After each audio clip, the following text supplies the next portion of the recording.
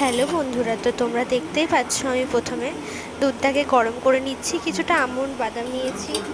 Almond বাদামটাকে আমি প্রথমে গুঁড়ো করে দুধের সাথে মিশিয়ে ভালো করে ফুটিয়ে দুধটাকে পুরো করে নিলাম। তারপরে দোকান থেকে একটা আমুল দুধের প্যাকেট কেটে সেটাকে উষ্ণ গরম জল করে হালকা একটু গরম জল করে ওটাকে গুলিয়ে নিতে হবে ভালো করে। দিয়ে গুলিয়ে নেওয়ার পরেই ওটাকে কী করব, দুধের সাথে ভালো করে মিক্সড করে ভালো করে ফোটাবো। তো দেখো আমি কীভাবে গুলিয়ে নিচ্ছি দুধটা।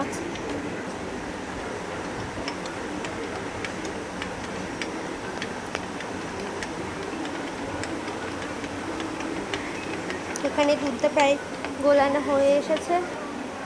এবার আমি দুধটাকে, যেখানে দুধটা আর কি পুরো করছিলাম ওখানে ঢেলে দিলাম দুধটা। এবার ওই পাকা আমগুলোকে মুখটা কেটে নিলাম। মুখটা ভালো একটু বড় করে কাটতে হবে যাতে ওই আঁটিটা আর কি ভালো করে বার করা হয়। চাকু দিয়ে প্রথমে আর কি নিচে পর্যন্ত গোল করে কেটে নিয়ে একটা সাঁড়াশ নিতে হবে। ওটার ভিডিওতে তোলা হয়নি। তুলে ওটাকে জাস্ট ঘুরিয়ে দিলেই আঁটি শুদ্ধ উঠে চলে আসবে আমের।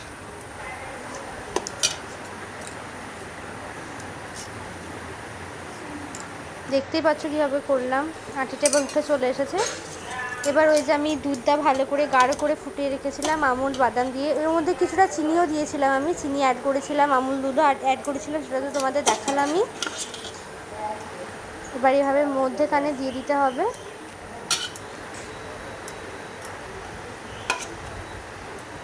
এটাকে তোমরা আমের স্টাফ কুলফিও বলতে পারো। আমের ভিতরে স্টাফিং হচ্ছে তো কেকটা। তো আমি দেখছো পুরোটাই একদম ফুল করে নিলাম আমের ভিতরটায়। এবার আমি আগে থেকে কিছুটা আটাও মেখে রেখেছি, দেখো। এবার যে মুখটা কেটে রেখেছিলাম ওই মুখটা লাগিয়ে দেবো উপরে। এই লাগিয়ে দিলাম। লাগানোর পরে এবার কিছুটা আটা মেখে রেখেছি আমি আগে থেকে।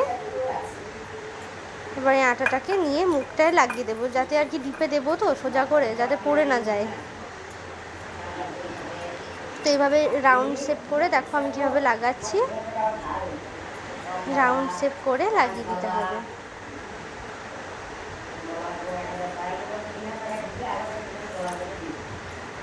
এটা কিন্তু আমি একা করিনি, আমার সাথে আমার হাজব্যান্ড, শাশুড়ি মা দুজনেই ছিল। আমরা তিনজন মিলে এটা বানিয়েছি।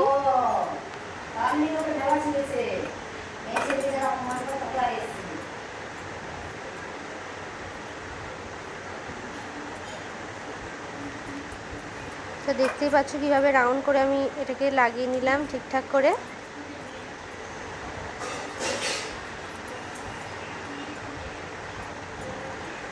এবার আমি এটাকে ডিপ করতে চাই।